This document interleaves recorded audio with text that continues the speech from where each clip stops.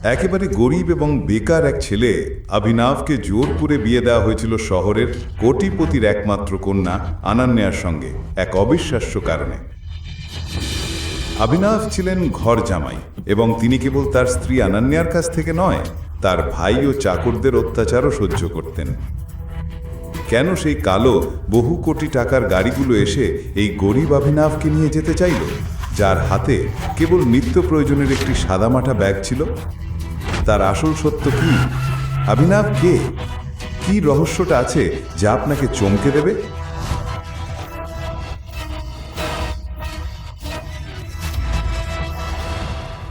আরে ঘর জামাই, বাথরুম পরিষ্কার করে তাড়াতাড়ি বেরিয়ে এসো, বাজারে যেতে হবে।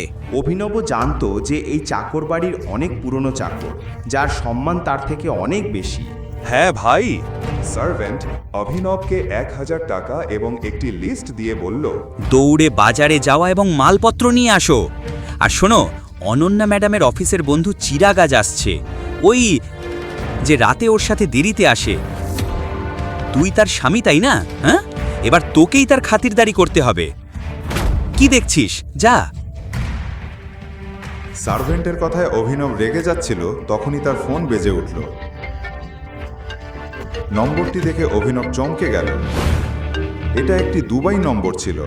অভিনব কলটি ধরল না এবং তাড়াহুড়ো করে সাইকেলে চড়ে বাজারের দিকে ছুটে গেল। সবজির বাজারে দুবাই নম্বরের কলটি আবারও এলো। অভিনব নজর না দিয়ে হাঁটতেই থাকল।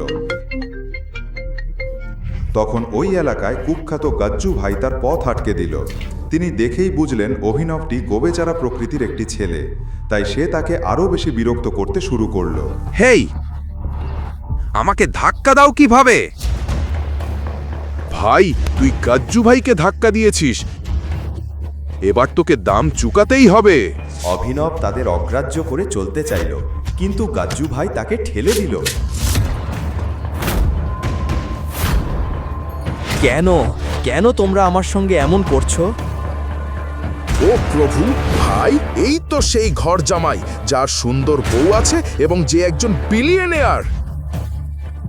ভাই, আমার ছোট ভাই তার বাড়িতে চাকর। সত্যি? এই অপমান সহ্য করে অভিনব মাথা নিচু করে চলে যেতে চাইল, কিন্তু গাজ্জু ভাই তার কলার ধরে বলল, তাহলে আমরা তার বিলিয়নিয়ার বউ অনন্যা দিয়ে। এটা শুনে সব গুদারা হেসে উঠল। অভিনবের ফোন আবার বেজে উঠল।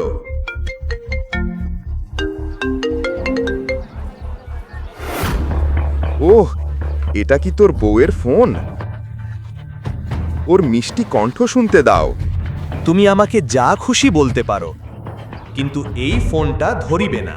কোনো বিলম্ব না করে গাজ্জু ভাই ফোন তুলল। হ্যালো অনন্যা বেবি, বলো। কিন্তু অন্য প্রান্ত থেকে যে কথা শুনল তাতে গজ্জু ভাই কাঁপতে লাগলো এবং প্রচুর ঘাম ছাড়তে লাগলো। সে অভিনবের পায়ে পড়ে বলল, ক্ষমা করো আমাদের ভাই, আমি ভুল করে আপনাকে চিনতে ভুল করে ফেলেছি। ঠিক তখনই ধুলো উঠতে লাগলো এবং সবাই দেখল তিনটি বড় দামি কালো গাড়ি গুন্ডাদের সামনে থেমে গেল।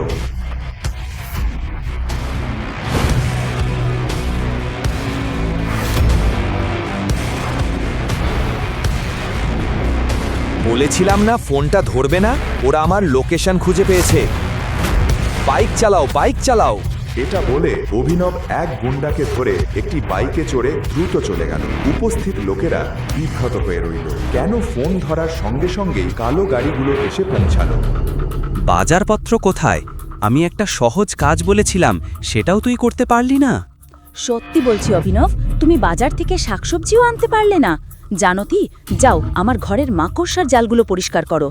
তোমার কোমল হাতগুলো শুধু ওই রকম কাজে লাগে। তুমি বেকার। অনন্যা যত দ্রুত সম্ভব অভিনবকে ছেড়ে দিতে চেয়েছিল এবং সবার সামনে তাকে হেয় করে সে চেয়েছিল যে অভিনব নিজে থেকেই তার জীবন থেকে চলে যাক। ঠিক তখনই অনন্যার ফোন এলো কাজলের কাছ থেকে। হেই অনন্যা, তোরা খান্দালাতে মাফিয়া কিং আক্রম স্যারের পার্টিতে যাচ্ছিস তো? আমাদের সব কলেজ বান্ধবীরা যাবে সেখানে। না, আমার মেজাজ ঠিক নেই। অনন্যা, এটা তো মাফিয়া কিং আক্রম স্যারের আমন্ত্রণ, না বলা যায় না। তোকে আসতেই হবে। আর আমরা সবাই আমাদের স্বামীর সঙ্গে যাচ্ছি। তোকে তোর ঘরজামাইকে নিয়ে আসতেই হবে। তোর একটা সুযোগ হবে তাকে ছেড়ে দেবার। কেন? কারণ অনেক মানুষ থাকবে মাফিয়ার দুনিয়া থেকে। হ্যাঁ, এটা অভিনবকে পথ থেকে সরিয়ে দেবার সঠিক সুযোগ। ঠিক আছে, আমি আসছি। আমি ওই অকাজের স্বামীটাও নিয়ে আসব। অভিনব সোজা দাঁড়িয়ে সব শুনছিলেন। তখনই তার ফোন আবার বেজে উঠল। স্ক্রিনে দুবাই নম্বর দেখে অভিনব বাড়ি থেকে বেরিয়ে গেল। আমার বেকার স্বামীর গ্রামের বন্ধু নিশ্চয়ই ফোন করছে। ঠিক আছে, আমি ওকে আমার ড্রাইভার হিসেবে নিয়ে আসব। ঠিক আছে? ঠিক আছে, দেখা হবে। বাই। এবং এখন খান্ডালাতে এমন কিছু ঘটতে চলেছে যা আনান্নাকেও চমকে দেবে।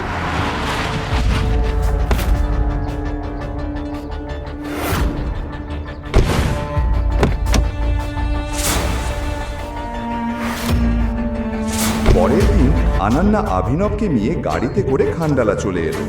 হোটেলটা দেখে অভিনবের চোখ বড় হয়ে গেল। তোমার পুরো পরিবারে হয়তো তুমিই একমাত্র যে এত বড় একটা হোটেলের মধ্যে পা রাখার সুযোগ পাচ্ছ।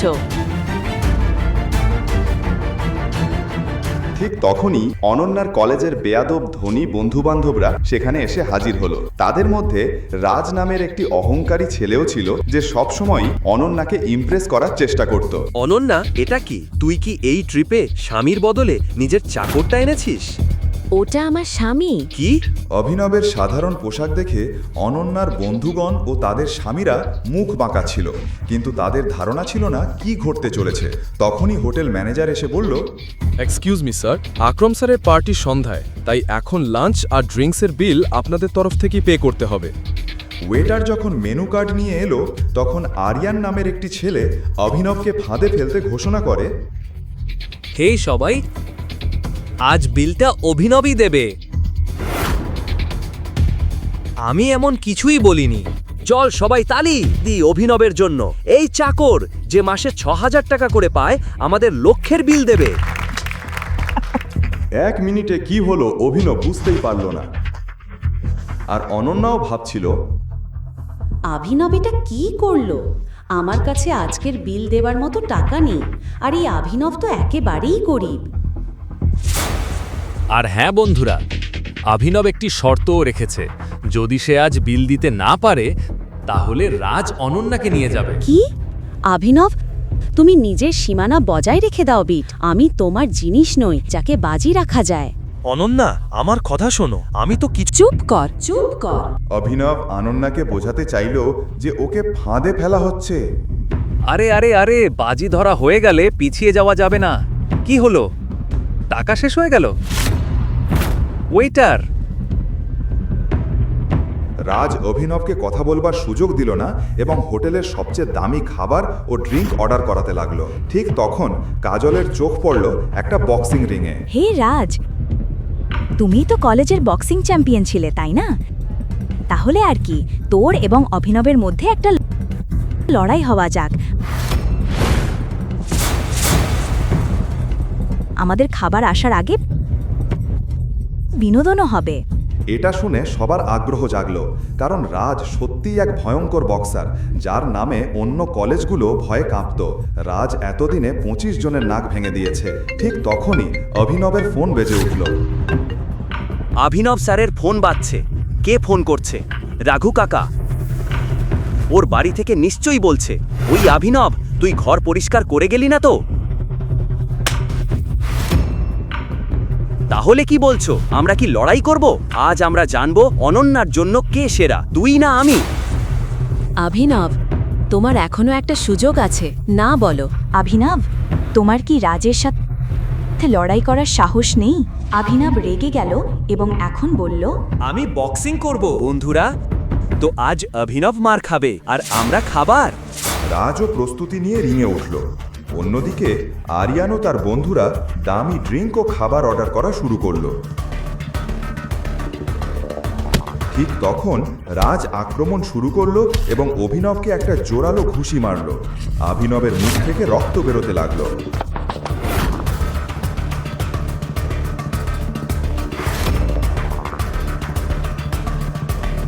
এরপর রাজ ক্রমাগতভাবে অভিনবকে ঘুষি মেরে চলল, তাকে হাত তুলবারও সুযোগ না দিল।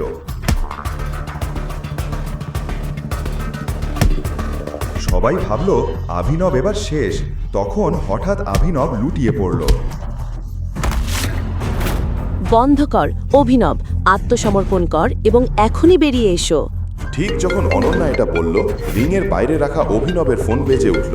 অনন্যা যেন ফোনটা না দেখুক এটাই ভেবে অভিনব দ্রুত উঠে পড়ল এবং ঠিক রাজ আঘাত করার জন্য এগোতেই অভিনব রাজকে এমন এক শক্তিশালী ঘুষি মেরেছিল যে রাজ সেখানেই অচেতন হয়ে পড়ল। অনন্যার দৃষ্টি অনন্যার ফোন থেকে ছুটে গেল মাটিতে পড়ে থাকা রাজের দিকে। অভিনব ঘুষিতেই বক্সিং চ্যাম্পিয়ন রাজকে নকআউট করে দিল। এমন ঘুষি কেবল একজন প্রফেশনাল খেলোয়াড়ই মারতে পারে। এই অভিনব নিশ্চয়ই কিছু লুকিয়ে রেখেছে। অভিনব বেরিয়ে এসে ফোন তুলে নিল এবং রাখল। ঠিক আছে রাজ, চিন্তা করিস না।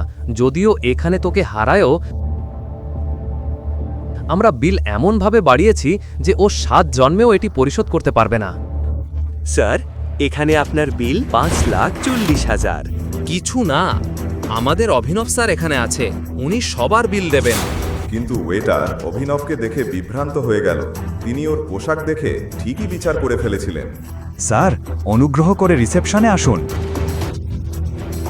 সাবধানে দেখো যেন পালিয়ে না যায়। এখন সবাই ওয়েটারের দিকে তাকিয়ে রইল। অভিনব যদি বিল না দিতে পারে, রাজ আজ তার সব রাগ অনন্যার ওপরে বের করে দেবে। এই ভয়ে অনন্যা ঘামতে শুরু করলো। ওয়েটার যখন অভিনবের হাতে থাকা কার্ড নিল ও সোয়াইপ করলো, তার মুখের রং উঠে গেল। কি হয়েছে? অভিনবের কার্ডে কোনো ব্যালেন্স নেই, কোনো টাকা নেই? যদি তার কার্ডে টাকা না থাকে তাহলে বলো, ওর সম্মানের কথা চিন্তা করো না। অনন্যার মুখে রং ঘুচে যাচ্ছিল, কারণ যদি অভিনব বিলে টাকা না দিতে পারে, রাজ আর ছেড়ে দেবে না। কি ব্যাপার, ওনার কাছে কি কোনো টাকা নেই? ওয়েটার কিছু বলতে পারার আগেই হঠাৎ Z+ সিকিউরিটি গার্ডরা হোটেলের প্রধান দরজায় এসে উপস্থিত হলো এবং সবাই তাদের দিকে আগ্রহী হয়ে তাকালো। মনে হচ্ছে কোনো সেলিব্রিটি এসেছে। ও ঈশ্বর, ওটা মিস্টার দিকপাল, আকরাম স্যারের বস। জানো, ওদের সাথে দেখা করতে বছরের পর বছর অপেক্ষা করতে হয়। যেখানে আমি ম্যানেজার হিসাবে কাজ করি, সেই কোম্পানিতে ও বিনিয়োগ করেছে। আজ আমার যেন ভগবানের দর্শন হলো। মিস্টার দিকপাল অভিনবকে চিনে ফেলল। তুমি এখানে কি করছো? মিস্টার দিকপাল অভিনবকে দেখল এবং সবাই মনে করল সে তাদের দিকেই তাকাচ্ছে। তখন রাজ এগিয়ে এলো। অভিনব মিস্টার দিকপালকে অগ্রাহ্য করে মেন গেটের দিকে হাঁটতে লাগলো। তখন মিস্টার দিকপাল হোটেল ম্যানেজারকে বলল, ম্যানেজার, ওর এবং বাকিদের বিল আমার অ্যাকাউন্টে ট্রান্সফার করে দিন। এটা বলে মিস্টার দিকপাল নিজ তার রুমে চলে গেল। 1 মিনিটে এত কিছু ঘটল যে কেউই কিছু বুঝতে পারল না। এই মিস্টার দিকপাল কি কিছু খেয়েছে নাকি? উনি অভিনবকে অন্য কারোর সঙ্গে গুলিয়ে ফেলেছেন। হেই অভিনব, মিস্টার দিকপাল টাকা দিয়েছে তো আমি বাজি জিতেছে। তুমি কোথায় যাচ্ছ? আর সেই যুক্তি অনুযায়ী অনন্যা এখন আমার। আর আজ রাতটা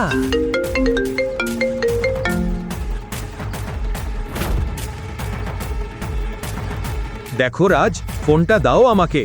তখন রাজ অভিনবকে বক্সিংয়ের বদলা নেওয়ার জন্য বলল, কোন বড় সুপারস্টারের কল এটা? বারবার বাজছে। ফোনটা রিসিভ করে দেখা যাক। দেখ, তোর সব রাগ আমার ওপরে। দেখা, কিন্তু ফোনটা ধরিস না। রাজ এটা চ্যালেঞ্জ হিসাবে নিয়ে ফোনটা ধরল।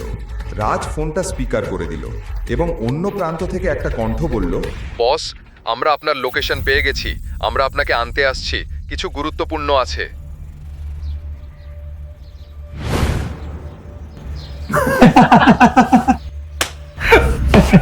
এটা নিশ্চয়ই কোনো রিক্সা চালক বা কেব চালকের ফোন। নিজেকে বস মনে করছে। আনান্নাও এটা মজার মনে করছিল, কিন্তু এরপর এমন কিছু ঘটল যা সবাইকে নীরব করে দিল।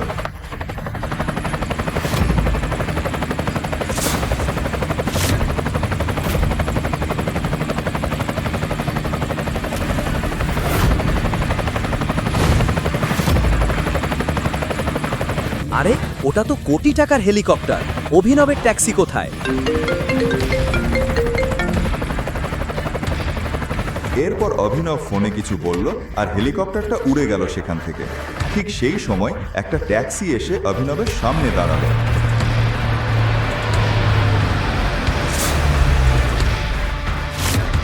পাহাড় খুঁড়ে ইঁদুর বেরোলো, জানতাম ও এত দামি হেলিকপ্টারে চড়বে।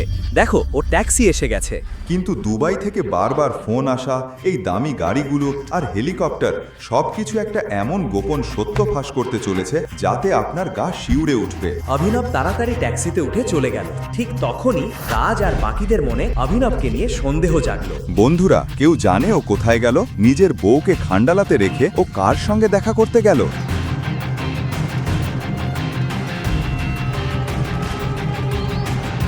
The person you have called is currently busy on another call. তুমি এমন সাহস করলে অভিনব, আমায় না বলে কোথায় গেলে? অনন্যা, তুমি কোনোদিন খোঁজ নাওনি তোমার অকর্মা স্বামী কার সঙ্গে কথা বলে? চলো অভিনবের পর্দা ফাঁস করা যাক। আজই ওকে হাতে নাতে ধরবো। এটা বলেই রাজ অনন্যার গাড়ি বের করলো আর সবাই মিলে অভিনবের ট্যাক্সিকে ফলো করতে শুরু করলো।